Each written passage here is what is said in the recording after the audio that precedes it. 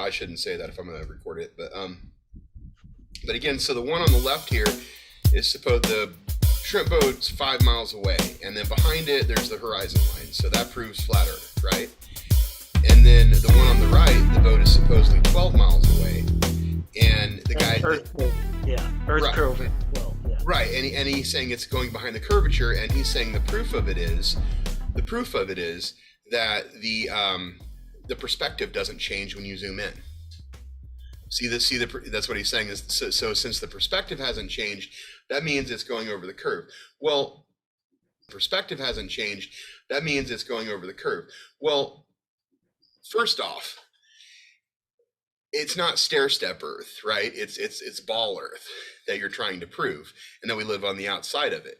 And if that were the case, that it's ball Earth, and what we're seeing is actually just an actual accurate representation of the light, that's being cast on this, why isn't that boat tilting away like it would if it was actually going over the hump of a basketball?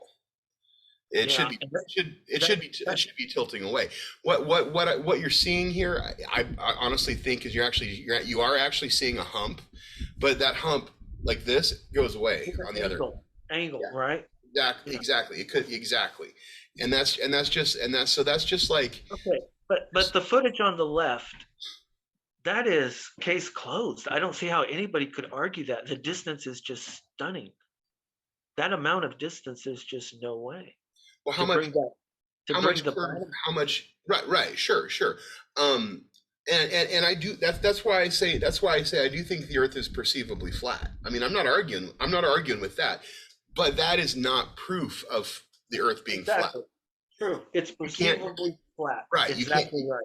Exactly. That's not proof of the Earth being flat. So this is part of the problem, and part of what's happening with this is they're going to say, oh, this is proof that the Earth is flat, just like they're saying this is proof that the Earth is curved.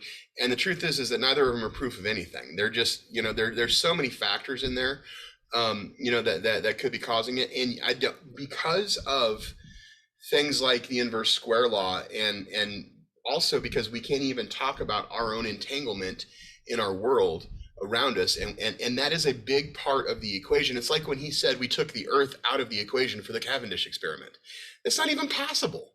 No, I know. And that's why I asked him, okay, so what's the substrate of everything? And he's like, he can't answer it. So again, the information is out there, and it can be accessed, but it has to be accessed through more of an internal discernment.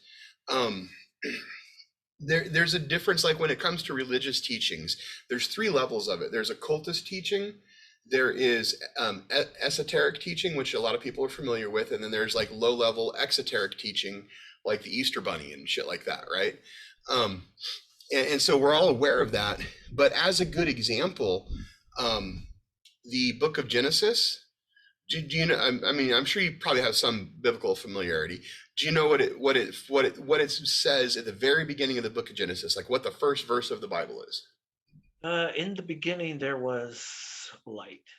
In the beginning is all you need to actually even bring up, because what the in the beginning actually says, and more accurately says, out of the ever existing essence. And it actually just has to do with Bereshit Ithbara. It just has to do with the spacing in the word. And if they change the spacing in modern Hebrew, it says in the beginning. But if they put it back, it says out of the ever existing essence. And even like Hebrew, Torah teachers will tell you it was the beginning of the earth. It was the beginning of the realm. It wasn't the beginning of everything. But they teach that it's the beginning of everything, which isn't true. And that has an effect on people. And that's why I left the church. I went to seminary. I was actually going to be a pastor. This is Thales of Melitus. Okay, so basically, Thales, one of the biggest things there's two things that he did that really kind of stick around. He came up with what's called Thales' theorem, which is basically the basis of sacred geometry. But you can trace Thales back to Jain cosmology before Thales too. And Jain cosmology is a whole scientific religion. And it's pretty interesting, actually, some of the things that they say. But with Thales, what the Pythagorean society did with him, and that's what you kind of see, I think, live on with the Jesuit Masonic cabal, which Copernicus was absolutely a part of. So is Kepler too. Tycho Brahe was an Italian astronomer, and Tycho Brahe was not a globe earther, and Kepler was a globe earther. Kepler was German. Kepler was also a Mason and a Jesuit, apprenticed under Tycho Brahe. Tycho Brahe would not share his information with Kepler. They got into a fight. Brahe kicked him out, and then Kepler begged to come back in. When he finally got back in, Kepler said, "Okay, you can come back in." Kepler came in, said, "Okay, but I don't want to be an apprentice. I want to be commissioned." And so, through whatever means he did, political means, he got the basically the rulers at that time to say, "Okay, fine, you're a commissioned part of this." And then a month after Kepler came back to Brahe, stole all his work, right? No, Tycho Brahe dropped dead. Oh, that's right. He murdered him. Yep, he murdered Brahe, and all of it's been changed. And with Thales, so Craig said that you said the ancients would predict eclipses. Craig said, "Oh no, they didn't."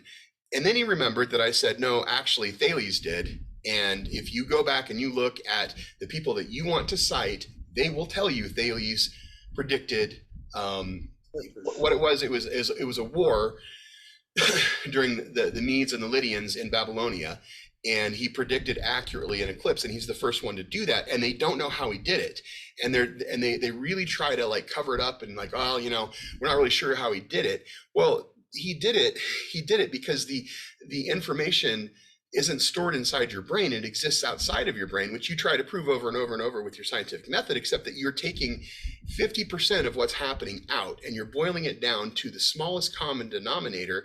And you are then saying that, you're taking out a whole lot of information and you're not considering it. And so you think you can create experiments where you take the earth out of the subject. And then furthermore, he brought up was a false dichotomy argument with the Cavendish experiment, which they do this a lot. This is complete bullshit. And that's why I had him reiterate it, because it's stupid. He said, "Oh well, we know it's not electromagnetic because we changed the So it's not electromagnetic. No, actually, what it is it's sonic. Everything has a sonic resonance. Everything has a light, and everything has a sonic resonance, and sonoluminescence proves that. That sonic resonance, what it is, it's a disturbance in it's a disturbance in the substrate of the realm that we live in, and everything. And Thales said this too, and this is where I'm not taking this from garbage. Thales said this too. Everything is water. Everything is water in different modalities. Are we talking about the ether? Right? So light is of the ether, but light is not from the ether. But I'm saying as this medium that you're speaking of, right? Think about taking your hand and you're in a pool and you slap the top of the water really hard, and it's rock hard and it hurts your hand. You know what I'm saying? Like if you did a belly flop off of the San Francisco Bridge and you landed on your belly, you're going to crush yourself. You're going to crush your body because you're going to hit it and it's going to be solid. And then there's ripples and waves and everything like that. And you're causing a disturbance in that realm. So basically there's a source, and that source hits the substrate of our realm, which would be water. And I'm speaking of this from a point like an authoritative point, just because that's kind of how I just talk. This is my theory. This is a theoretical thing. I know. I always take it as a theory, but I love hearing the new ones. So right, and so it's not new. It's not new. This is a theory that's not new. New to me. I gotcha. So one of the things they say about Thales is that they say, well, he was the first one. He was one of the first real philosophers to take the God aspect out of it and say that it's just a natural occurring phenomenon. There's no spirituality involved whatsoever, blah, blah, blah, blah, blah, blah, blah, except for the fact that Thales is also the basis of monad. I don't know if you know who monad is. Monad's a laughable Mason, kind of. Monad said that everything is made of God. Thales said that everything is made of God, and everything is water. I think he's right, and that does not at all take out the spiritual aspect of it. They're lying. No, I think the water connection is very interesting. Well, if you think about it, I mean, your whole, you're made of water. The air that you're breathing is made of water. Everything is absolutely everything is made of water. And what it is, in my belief, in my opinion, is it's just vibrating at different frequencies. It has a different sonic frequency. And so where it comes to like gravity, that's why buoyancy is bullshit.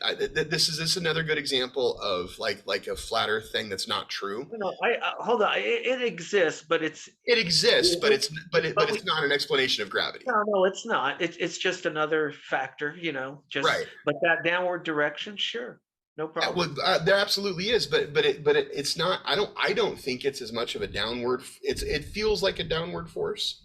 It feels like a downward force, but that's because of like frequencies going through. So like